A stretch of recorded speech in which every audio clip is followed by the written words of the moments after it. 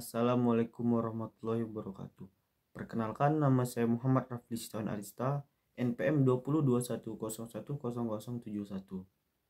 Kelas HKIE, Prodi Hukum Keluarga Islam, Fakultas Syariah, UIN Raden Intan Lampung.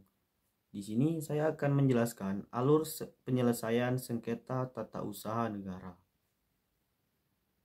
Untuk menyelesaikan sengketa tata usaha negara, maka dapat menempuh dua mekanisme, yaitu upaya administratif dan gugatan ke pengadilan tata usaha negara. Namun, PT UN baru berwenang memeriksa, memutus, dan menyelesaikan sengketa tata usaha negara jika upaya administratif telah digunakan. Upaya yang pertama yaitu upaya administratif. Upaya administratif adalah suatu prosedur yang dapat ditempuh oleh orang atau badan hukum perdata apabila tidak puas terhadap suatu keputusan tata usaha negara.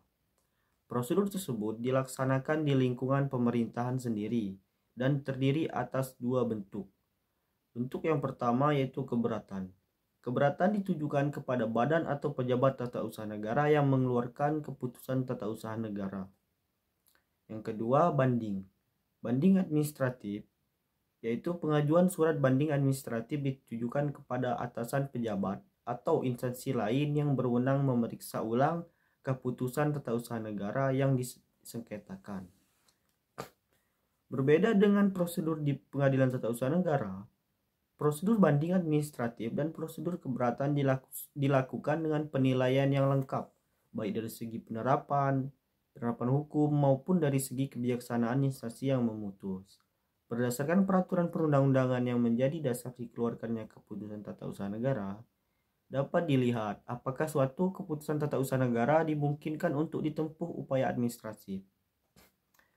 Gugatan melalui pengadilan tata usaha negara. Penyelesaian sengketa melalui peradilan tata usaha negara dapat dilakukan ketika yang pertama, tidak tersedia penyelesaian melalui upaya administratif.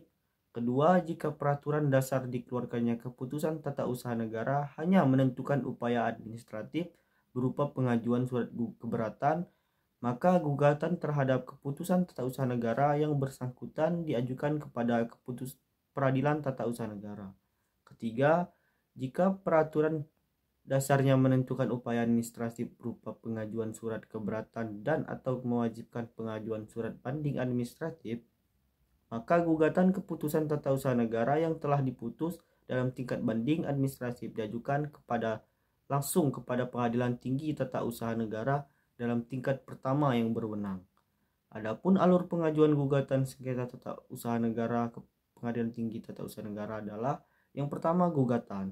Gugatan adalah permohonan yang berisi tuntutan terhadap badan atau pejabat tata usaha negara dan diajukan kepada pengadilan untuk mendapatkan putusan. Adapun yang menjadi tergugat adalah badan atau pejabat tata usaha negara yang mengeluarkan keputusan tata usaha negara berdasarkan wewenangnya dan yang ada padanya atau dilimpahkan kepadanya.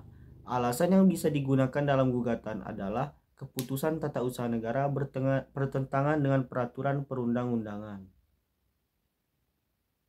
yang berlaku serta bertentangan dengan asas-asas hukum, asas-asas umum pemerintahan yang baik. Perlu diketahui bahwa gugatan dapat diajukan hanya dalam tenggang waktu 90 hari terhitung sejak saat diterimanya atau diumumkannya keputusan tata usaha negara.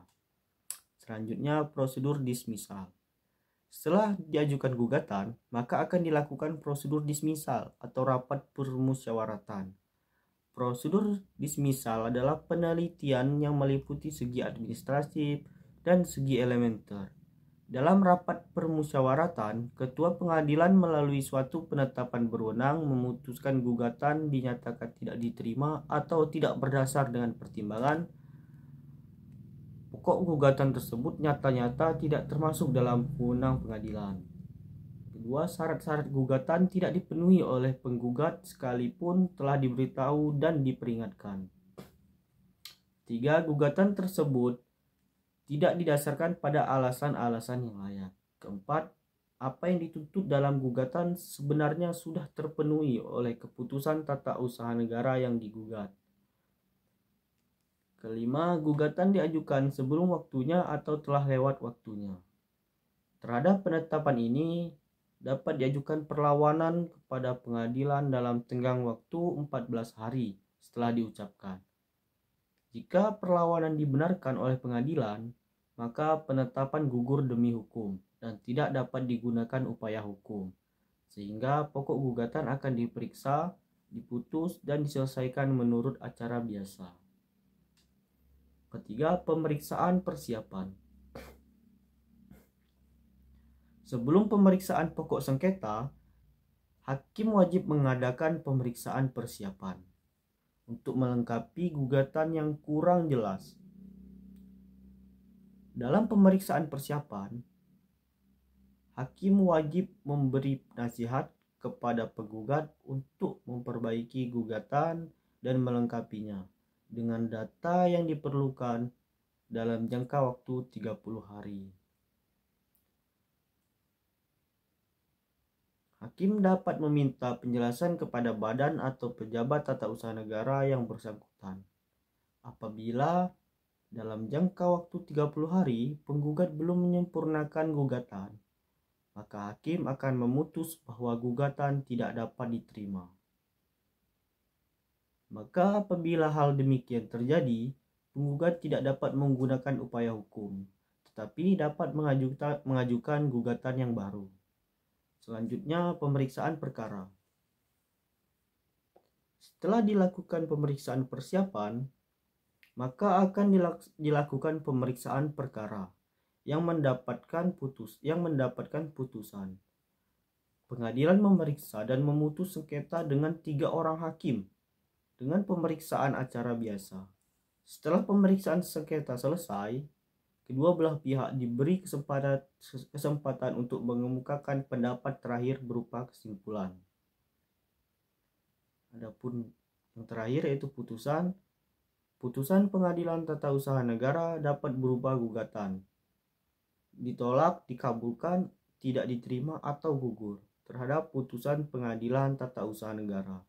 Dapat diminta pemeriksaan banding oleh penggugat atau tergugat kepada Pengadilan Tinggi Tata Usaha Negara. Bahkan, jika penggugat tidak juga puas dengan putusan tersebut, dapat dilakukan upaya hukum kasasi hingga upaya hukum luar biasa peninjauan kembali kepada Mahkamah Agung. Sekian penjelasan dari saya. Saya akhiri. Wassalamualaikum warahmatullahi wabarakatuh.